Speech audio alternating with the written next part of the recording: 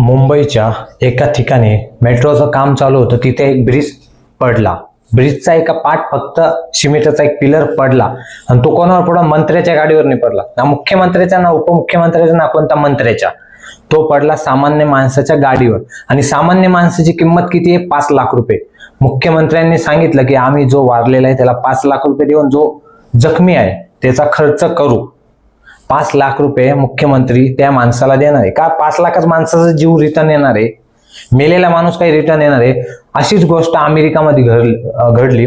दिल्लीची एक मुलगी होती, ती 2023 मध्ये शिकण्यासाठी अमेरिकामध्ये गेली होती. तिला पोलिसाच्या गाडीने धक्का दिला आणि ती मुलगी त्या गाडीखाली मेली, वारली थोडक्यात.